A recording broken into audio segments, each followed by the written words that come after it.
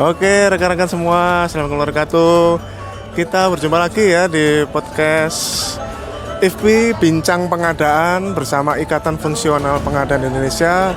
Saat ini bintang tamunya spesial. Ya, Ibu Sari Melani dari Kedeputian Hukum dan Penyelesaian Sanggah LKPP ya. Terima kasih Bu Sari sudah mampir di tempat kita ya. Sharing-sharing kita Bu. Ya. Coba Bu, kita ingin tahu nih ya, ada satu layanan dari LKPP yang sebenarnya menurut saya bagus karena saya sendiri sudah merasakan manfaatnya, tapi belum banyak dikenal nih sama rekan-rekan di instansi ini, yaitu clearing house. Coba diceritakan Bu, clearing house itu bagaimana, kemudian prosesnya gimana, itu bagaimana Bu? Siap. Baik. Terima kasih atas kesempatan yang diberikan kepada saya. Ini pertama kali nih ya tayang di podcastnya ya IFPI. Aduh keren banget deh pokoknya ya. Mumpung lagi ada kegiatan sekalian gitu ya, bagus-bagus. Betul sekali. Kami dari Direktorat Advokasi Pemerintah Pusat ya, tepatnya sebagai pembina dari kementerian dan lembaga. Nah, salah satu target kami ya, harapannya gitu nanti bisa di setiap kementerian dan lembaga itu memiliki clearing house pengadaan. Nah, kalau kita lihat dari leveling clearing house pengadaan itu kan ada 4 tahapan ya, bagus ya. Jadi pertama itu kita melakukan awareness dulu nih. Alhamdulillah semua KL itu sudah kita berikan awareness. Apa itu? Clearing house itu apa? Nah, kalau clearing house itu adalah, jadi di dalam proses pengadaan barang jasa itu kan kadang ada kendala, permasalahan gitu ya, dari mulai perencanaan sampai dengan nanti BAST gitu ya. Nah, harapannya kan UKPBJ jadi Center of Excellence ya, bagus nih ada IFPI kan, jadi juga meningkatkan kapasitas dari para UKPBJ atau Pokja gitu ya. Nah, di samping itu salah satunya lagi akan ada metode tambahan dari penyelesaian permasalahan. Salah satunya adalah forum clearing house itu. Walaupun sifatnya hanya forum gitu ya, mendiskusikan permasalahan, harapannya nanti pembicaraan di dalam forum ini tuh bisa terrecord dengan baik karena kita ada aplikasinya. Kadang kan kalau orangnya dipindahin, ilmunya juga hilang. Nah, sehingga kalau misalnya ada aplikasinya dan seluruh data diskusi permasalahan itu bisa di sana, jadi siapapun nanti yang menggantikan itu tinggal melihat bank datanya saja di situ, solusinya seperti apa, jadi lebih cepat lagi gitu. Itu menghasilkan rekomendasi atau apa Bu hasil dari clearing house itu?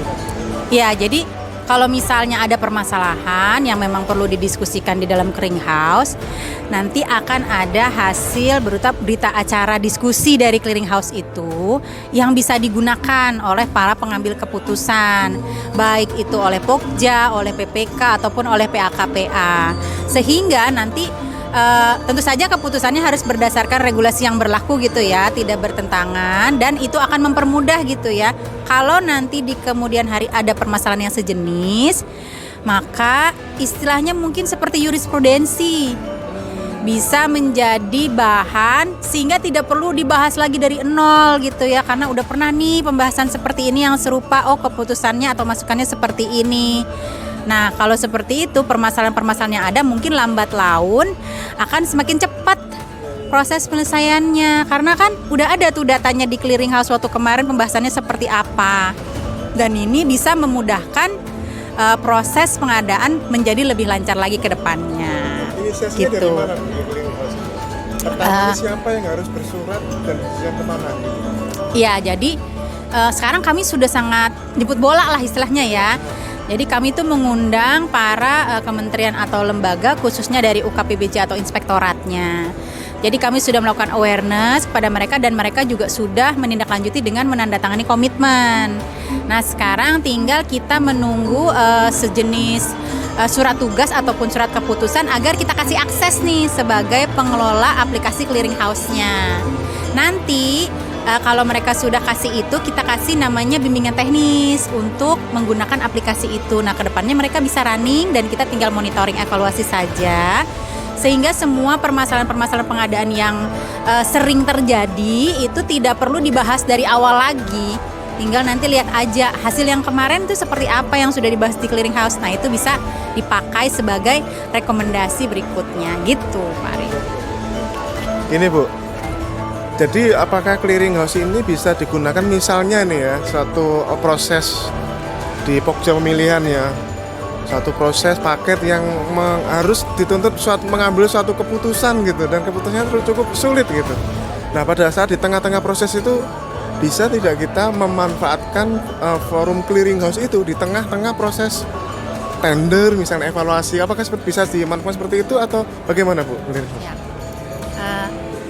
Salah satunya itu sebenarnya, tapi tidak hanya itu. Jadi bisa lebih luas lagi karena dimulai dari perencanaan sampai dengan BAST. Jadi kalau di tengah-tengahnya itu kan berarti termasuk juga proses evaluasi tender ya. Jadi kalau memang di dalam proses evaluasi ada hal-hal yang memang menjadi suatu permasalahan dan memang perlu didiskusikan di dalam clearing house itu juga silahkan. Jadi tidak terbatas karena dia sangat luas cakupannya. Dimanapun ada kendala dari proses pengadaan barang jasa dan perlu didiskusikan dalam forum. Kalau dengan forum kan berarti melibatkan pihak-pihak lain ya, bisa internal misalnya dari Biro Perencanaan, Biro Hukum, Inspektor atau KPBJ, ataupun eksternal misalnya ke BPKP atau LKPP. Itu bisa melibatkan dan dibahas di dalam forum clearing house permasalahannya sehingga mendapatkan solusi yang terbaik gitu ya untuk diambilkan keputusan gitu Pak. Baik, ini memang ini layanan yang sangat membantu ya rekan-rekannya, bisa dimanfaatkan ini. Ini mumpung ini ya, kita kan Ikatan Fungsional Pengadaan Indonesia yang ujung-ujungnya peraturan dibikin sama LKPP, ujung-ujungnya kami juga yang jalanin kan ujung-ujungnya nih kan. Dari Direktorat Advokasi ini ya Bu ya, khususnya pemerintah pusat atau anggap saja memakai juga pemerintah daerah juga ya Bu ya. Ada yang bisa disampaikan Bu, poin-poin penting khususnya terkait dengan perpres yang mau keluar ini, adakah sesuatu isu penting yang bisa disampaikan ke kami para fungsional pengelola pengadaan ini dari Direktorat Advokasi Bu, mau disampaikan Bu?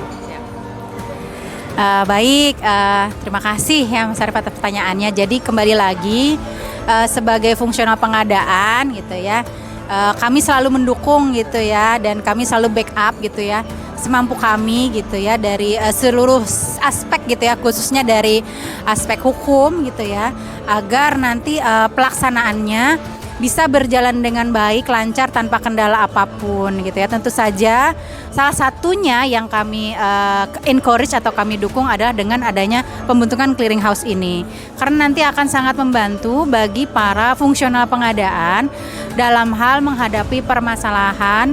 Baik kalau sekarang mungkin dianggap masih sulit gitu ya, tapi kalau nanti sudah terakumulasi dan sudah banyak gitu ya menjadi hal yang rutin dibahas, maka ini tidak menjadi masalah lagi di kemudian hari karena sudah pernah ada pembahasan dan sudah ada solusinya. Jadi kami selalu mendukung gitu ya. Begitu juga dengan perpres yang baru ini gitu ya. Dan nanti akan ada perlemnya. Harapannya adalah memudahkan gitu ya, menjadi lebih mudah proses pengadaan. Karena kembali lagi proses pengadaan itu kan dinamis gitu ya, tidak statis, maka kita harus terus berubah menjadi lebih baik lagi. Mungkin itu Arif yang bisa disampaikan. Iya. Baik, ini sangat membantu ya. Terima kasih ya Bu Sari atas waktunya mengisi podcast kami, dan moga-moga lain waktu bisa ngobrol-ngobrol lagi ya Bu Sari ya, nanti setelah perpres ya yang keluar beneran ya. Bukan slide ya. Bukan kisi-kisi soal ya. Tapi ya intinya kita sangat berharap. Dan oh iya Bu, gimana rencana untuk rancangan undang-undang ini, kira-kira ini apa yang bisa disampaikan untuk awal ini dulu Bu, apa kira-kira yang bisa disampaikan Bu? Iya, baik, kalau rencana undang-undang itu memang target gitu ya, menjadi target juga mungkin awal tahun depan gitu ya. Harapannya sudah mulai saat ini juga kita sudah mulai mencoba gitu ya, membuat NA dulu gitu, nanti mungkin kita coba buat. Siap, betul Pak. Nanti saat ini kita masih mengundang para narasumber gitu ya, untuk membuka wawasan dulu untuk sebagai bahan dasar gitu ya, membuat NA-nya, kemudian nanti kita coba buat draftnya. Rencananya mungkin sekitar awal tahun gitu ya, mungkin di bulan Maret gitu ya, kalaupun sesuai jadwal gitu ya. Namun demikian kan kalau untuk RUU ini banyak pihak yang terlibat gitu ya, bukan hanya kami, jadi mungkin kami sebagai pengusul gitu ya mencoba membuat draftnya, ya nanti dibahas lebih lanjut lah gitu. Mudah-mudahan tahun depan lah gitu bisa untuk RUU ini bisa terrealisasi gitu. Mungkin ya, doakan saja lah. Baik rekan-rekan, terima kasih atas Bu Sari ya. Kita akan berjumpa lagi pada podcast selanjutnya, dan salam pengadaan, salam IKI, integritas, kompeten, dan inovasi. Terima kasih Bu Sari.